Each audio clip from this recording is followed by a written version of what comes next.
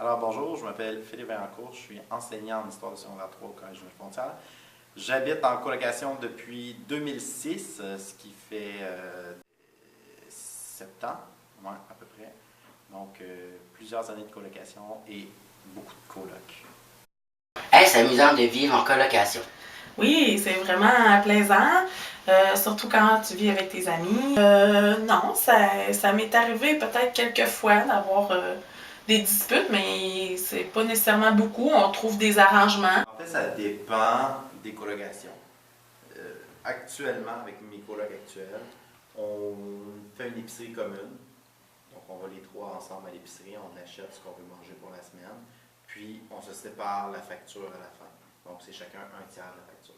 Par contre, dans le passé, j'ai eu des colocs avec qui chacun faisait son épicerie.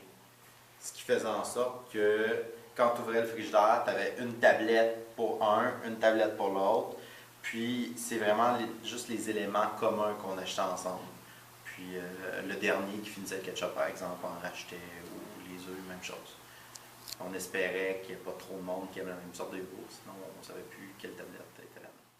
Je t'avoue que l'horaire de la salle de bain, elle se fait à tous les jours. Le premier levé et le premier à utiliser la salle de bain. Fait que c'est un peu une course à la salle de bain. Quand tu te lèves, si tu veux prendre ta douche, tu te dépêches, tu y vas. Sinon, ben, le soir, c'est la même chose. J'ai jamais eu d'horaire précis qui dit, bon, entre telle heure et telle heure, c'est moi qui utilise la salle de bain. Mais c'est sûr que le matin, c'est vraiment une course là, à la salle de bain. Partager comme dans une maison, dans le fond, avec qui on vit dans nos familles, avec nos frères, nos sœurs, nos parents, mais c'est la même chose. C'est que là, c'est que t'es avec des gens que tu connais un petit peu moins. Fait qu'il faut encore là, faut s'adapter, il faut se parler, c'est ça qui est important dans la communication. Encore une fois, ça dépend des gens avec qui tu habites. Pendant plusieurs années, moi je te dirais qu'on fonctionnait, chacun fait son repas. Parce que tu n'as pas tout le temps le goût de manger ce que les autres font, soit parce que c'est pas de quoi que tu aimes manger, soit parce que l'autre cuisine vraiment mal. Puis, fait que chacun fait sa nourriture, mais là, c'était en fait la colocation dans laquelle je suis actuellement, on fait la bouffe en commun. Donc, on fait nos repas ensemble. On décide le soir ce qu'on veut manger, puis on fait un repas collectif. Avez-vous choisi vos colocataires? Oui, j'en avais une en fait qui était choisie parce que c'était mon amie. Les deux on venait de Québec, puis on est allés étudier à Sherbrooke. Fait que les deux on est allés ensemble, mais là il y a eu un troisième ami qui s'est ajouté, mais moi je le connaissais pas lui. Donc ça a été une adaptation, mais c'était l'ami de Marie, fait qu'elle le connaissait. Mais on a eu à s'adapter encore là, à se connaître. Mais donc je connaissais un de mes colocs. On était trois en colocation. Mais oui, c'est devenu. Celle qui était mon amie, ben, c'est encore mon amie, puis celui qui n'était pas mon ami, ben, c'est devenu un ami. Nous, il n'y avait pas vraiment d'horaire, parce qu'en fait, c'est une télévision qu'on partageait. On était vraiment dans un appartement, un 4,5 qu'on louait, donc il y avait.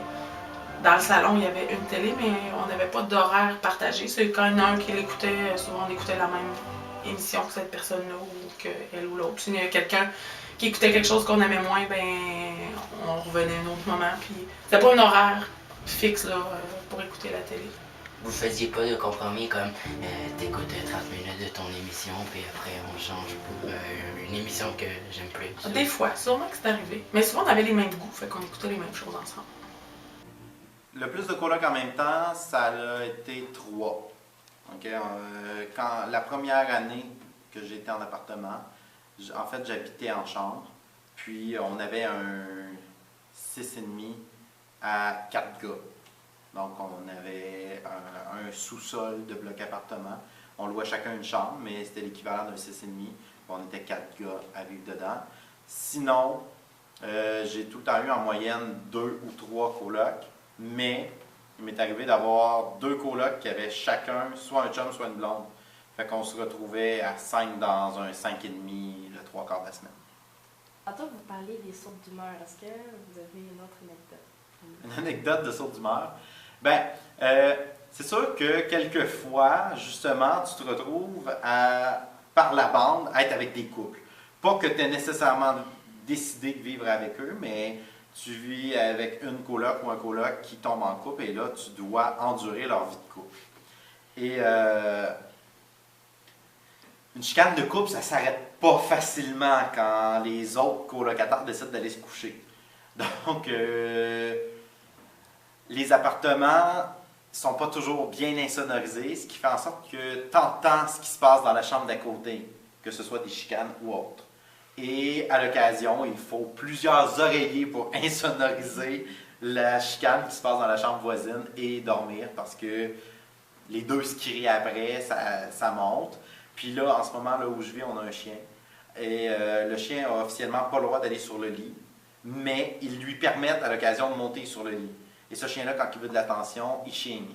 Donc là, il y avait mon coloc d'un côté du lit, ma coloc de l'autre côté du lit, qui s'engueulaient. Et le chien au bout du lit qui voulait monter sur le lit, fait qu'il jappait. Moi à côté, qui essaie de dormir, et que c'est complètement impossible. Hein. Il fallait justement que je me mette des oreillers sur la tête pour couper le son, pour pouvoir dormir.